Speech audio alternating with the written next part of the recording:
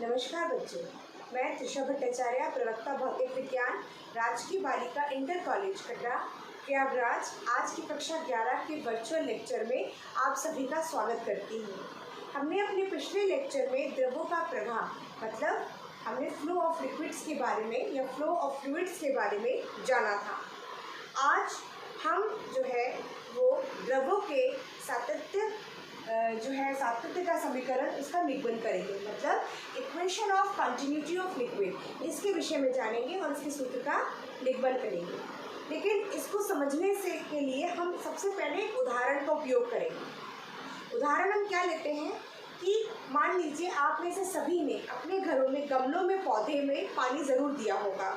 हमने ये देखा है कि जहाँ तक पाइप जाता है वहाँ तो हम आराम से पानी दे देते हैं। अगर आपको किसी ऐसे गमले तक या ऐसी जगह तक पहुँचना है जो कि आपका पाइप वहाँ तक नहीं जा रहा है, तो हम क्या करते हैं, जो पाइप का मुहाना होता है, जो स्टार्टिंग पॉइंट से डालना स्टार्टिंग होती है, उसकी वहाँ पर हम हाथ लगा लेते हैं।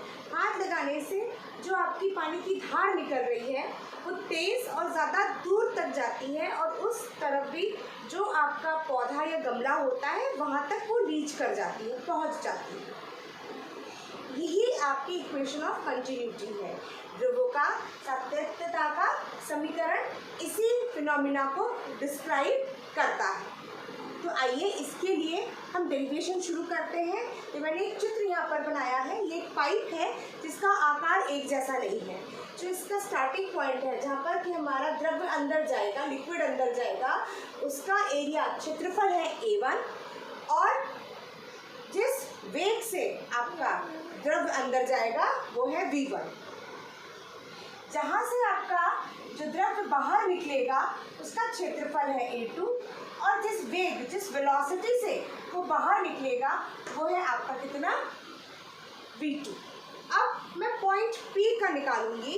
तो पॉइंट P पर प्रति सेकेंड प्रवेश करने वाले द्रव्य का आयतन, तो बिंदु P पर प्रति सेकेंड प्रवेश करने वाले द्रव्य का आयतन, ठीक है। मैं इसको इंग्लिश में लिखती हूँ कि द वॉल्यूम ऑफ लिक्विड, ठीक है, entering at point P, the volume of liquid entering point P पर सेकेंड। ये कितना होगा देखिए, A1 into V1। A1 into V1 कैसे देखिए समझते हैं। ये क्या है, क्षेत्रफल मतलब एरिया, ठीक है, गुणा वेलोसिटी। वेलोसिटी कितनी होती है, दूरी बटे समय मतलब डिस्टेंस अपॉन टाइम, ठीक है। तो अगर मैं प्रति सेकंड पर सेकंड की बात करूं तो टाइम मैं कितना यूज़ कर रही हूँ, 1 सेकंड। 1 सेकंड टाइम का मैं इस्तेमाल कर रही हूँ। तो अब मेरा ऊपर क्या बचा देखिए, न्यूमरेटर में क्षेत्रफल गुणा दूरी मतलब एरिया इंटू डिस्टेंस। तो एरिया इंटू डिस्टेंस क्या होगा, वॉल्यूम होगा। तो मेरे को क्या मिलेगा यहाँ से, वॉल्यूम पर सेकंड मुझे यहाँ से मिलेगा, ठीक। तो इसीलिए बिंदु P पर कितना लिक्विड अंदर जा रहा है, उसका वॉल्यूम कितना है, A1 V1। तो अगर मैं कहूँ कि बिंदु P पर प्रति सेकंड कितना द्रव्यमान है लिक्विड का जो अंदर जा रहा है, तो मैं क्या लिखूंगी, अगर मुझे द्रव्यमान निकालना हो कितना अंदर जा रहा है, द्रव्यमान मतलब मास, तो वो कितना होगा, M1। हमको पता है, हम ये सूत्र को अच्छे से जानते हैं,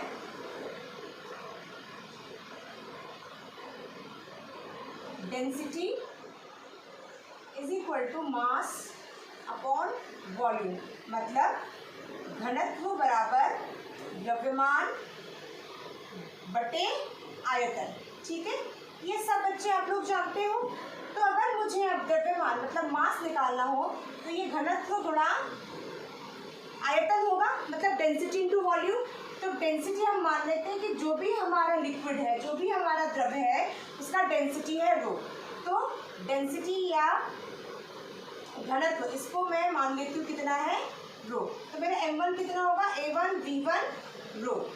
इसी तरह अगर बिंदु Q से कितना द्रव्य बाहर जा रहा है, तो अगर मैं लिखना चाहूँ बिंदु Q से प्रति सेकेंड निकलने वाले द्रव का आयतन, मतलब point P, the volume of liquid exiting from point Q पर सेकेंड। अगर मैं इसे इंग्लिश में बोलूँ तो इंग्लिश में मैं क्या कहूँगी इसको, इसका स्टेटमेंट मेरा क्या होगा, मैं इसको रेड से लिखती हूँ ताकि ये थोड़ा सा हाईलाइटेड रहे।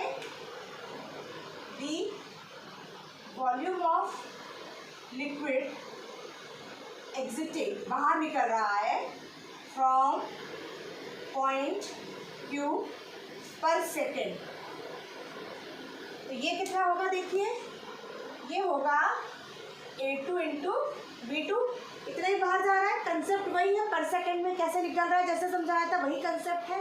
तो अगर मैं यहाँ से निकलने वाले द्रव्यमान की बात करूँ, कितना द्रव्यमान पॉइंट Q से निकल रहा है, तो ये होगा मेरा M2 और ये कितना आएगा A2 V2 और रो। क्योंकि हम सेम लिक्विड सेम द्रव्य का इस्तेमाल कर रहे हैं, इसीलिए रो मतलब आपका घनत्व सेम टू सेम रहेगा, उसमें कोई भी बदलाव नहीं आएगा। तो अगर हम इस पाइप की बात करें तो जितना द्रव्यमान, जितना मास यहाँ पर आपका लिक्विड का जा रहा है उतना ही बाहर निकलेगा, मतलब जितना द्रव्यमान यहाँ से द्रव्य का जा रहा है उतना ही द्रव्यमान यहाँ पर बाहर भी निकलेगा। तो ये दोनों आपके सेम होंगे, मतलब समीकरण 1 और समीकरण 2। तो इक्वेशन 1 जो होगी वो इक्वेशन 2 के बराबर होगी, ठीक है। तो समीकरण इसे कहते हैं इक्वेशन A1 के बराबर होगी समीकरण, इसे कहते हैं इक्वेशन 2 के। तो ये क्या हो जाएगा, ये हो जाएगा A1 V1 रो बराबर A2 V2 रो। रो से रो कटेगा, A1 V1 बराबर A2 V2। इसका मतलब क्या है कि आपका AB एक नियतांक है, मतलब कांस्टेंट है। कांस्टेंट है तभी तो इसकी वैल्यू बराबर आ रही। इसका मतलब हम ये कह सकते हैं कि A बराबर कांस्टेंट को मान लीजिए नियतांक को K बटे V, मतलब अगर A बढ़ेगा तो V घटेगा और V बढ़ेगा तो A घटेगा। और यही हमने अपने सबसे पहले उदाहरण में देखा था कि अगर हम उसका पाइप का मुहाने पे अपना अंगूठा लगा देते हैं, मतलब हम क्या कर रहे हैं, क्षेत्रफल को कम कर दे रहे हैं, तो उसका वेग बढ़ जा रहा है, तभी तो और दूर तक जा रहा है और दूर तक आपका वार कर, मतलब और दूर तक उसकी रेंज जो है वो बढ़ जा रही है। तो यही है आपकी इक्वेशन ऑफ कंटिन्यूटी, मतलब द्रव्यों का सातत्यता का समीकरण। अब जो दूसरा टॉपिक हम इसमें पढ़ने वाले हैं, हम इन टॉपिक्स को क्यों पढ़ रहे हैं, क्योंकि इन्हीं का उपयोग हमें सबसे इम्पॉर्टेंट थ्योरम वो है बर्नौली का थ्योरम, उसके लिए करना है। उसी की तैयारी में आज हम अपने 2 टॉपिक्स पढ़ेंगे, जिसमें से एक हमने कंप्लीट कर लिया है और अब दूसरा टॉपिक हम लेंगे, वो है आपका, हमें 3 चीज़ें निकालनी है जो कि हमें आगे आके बर्नौली थ्योरम को एक्सप्लेन करने के लिए हमारे काम आएगा। वो है आपको दाब ऊर्जा। दाब ऊर्जा, इसे हम क्या कहते हैं, इसे हम कहते हैं प्रेशर एनर्जी।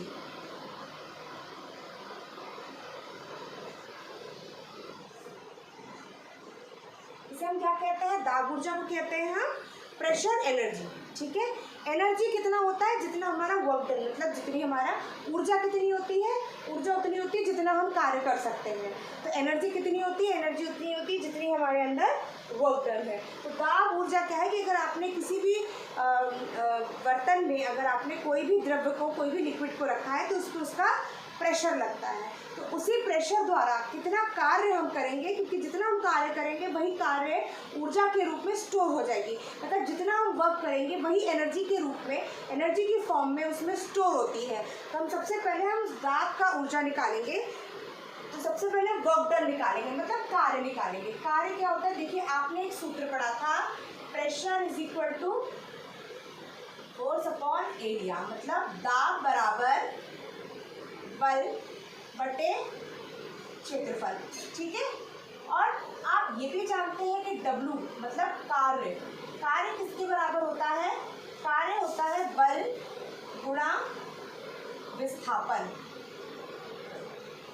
बल गुणा विस्थापन, ठीक है। बल क्या हो गया? फोर्स इनटू डिस्प्लेसमेंट, ये आप लोग पहले से पढ़ चुके हो, आप इसे अच्छे से जानते हो। अब मैं यहाँ से देखिए बल निकालूंगी, फोर्स निकालूंगी, क्या होगा? दाब इनटू क्षेत्रफल। तो ये मैं यहाँ पर लिखूंगी दाब, दाब मतलब प्रेशर, प्रेशर ये रहा, इनटू क्षेत्रफल, क्षेत्रफल मेरा कितना है? एरिया कितना मान के चल रहे? एरिया। तो दाब कितना है मेरा? P, और क्षेत्रफल मान लिया मैंने A है।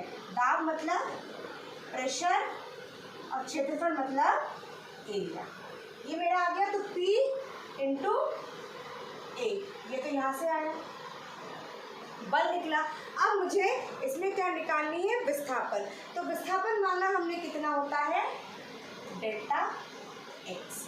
तो मेरा विस्थापन कितना होगा?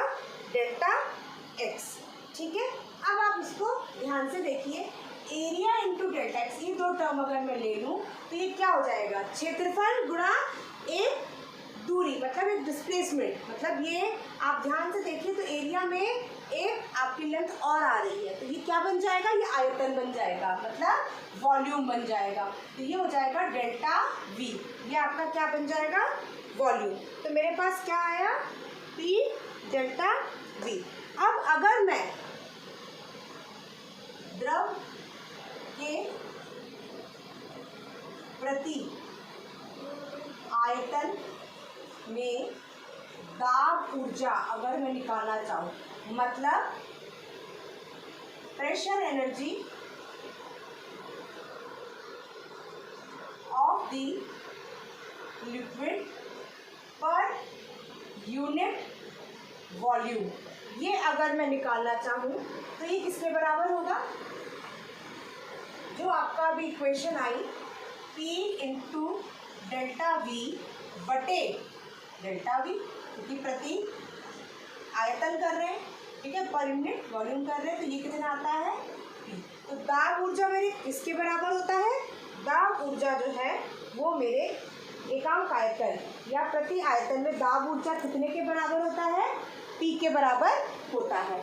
अब जो नेक्स्ट चीज़ जो हमें इम्पोर्टेंट पढ़नी है दाब ऊर्जा, इन टर्म्स को आप याद रखिएगा, बर्नौली थ्योरम में हम इन्हीं का इस्तेमाल करेंगे।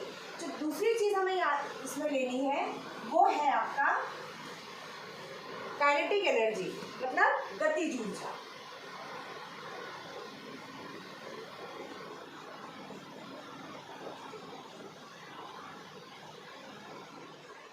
ठीक है, किसी भी लिक्विड की काइनेटिक एनर्जी कितनी होगी?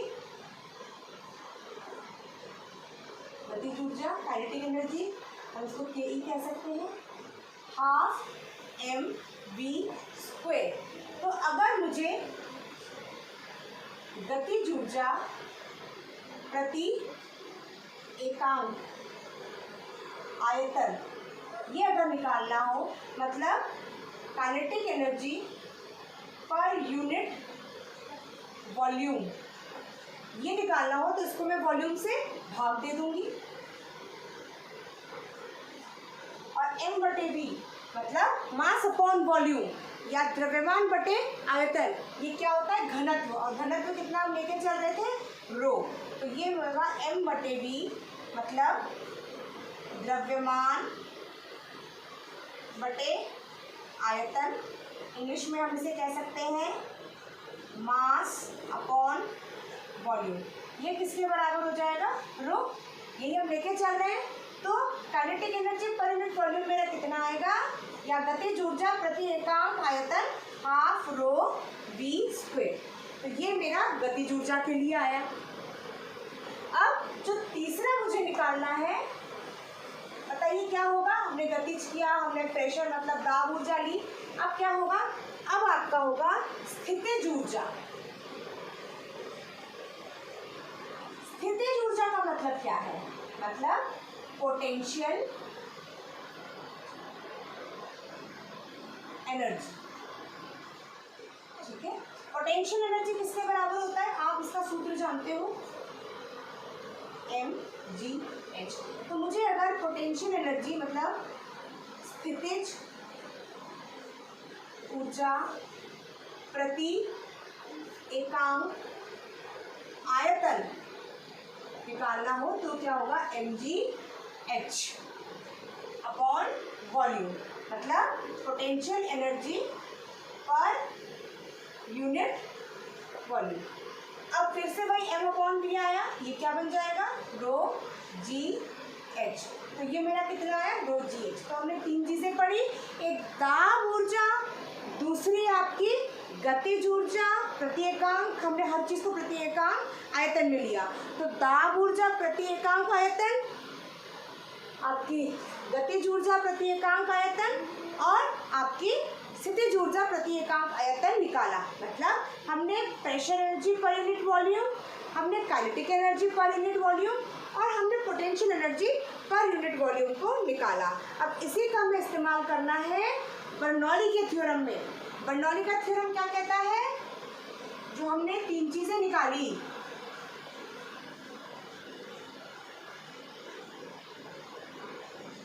ये किसी भी रहने वाले द्रव के लिए, फ्लोइंग लिक्विड के लिए ये नियंताप होता है, मतलब कांस्टेंट होता है। तो आज का जो भी हमने लेक्चर देखा वो एक तरह से तैयारी थी कल के बर्नौली थ्योरम के लिए। तो आप इनको अच्छे से समझिएगा, क्योंकि इन्हीं का इस्तेमाल होना है आगे के बर्नौली थ्योरम को समझने के लिए, जो एक बहुत ही इम्पॉर्टेंट टॉपिक माना जाता है। इससे रिलेटेड असाइनमेंट आपको दे दिया गया है। साथ ही साथ इस वीडियो को देखिए, अच्छे से समझिए और कोई भी समस्या हो तो प्लीज़ ग्रुप में मुझे ज़रूर पूछिए। धन्यवाद।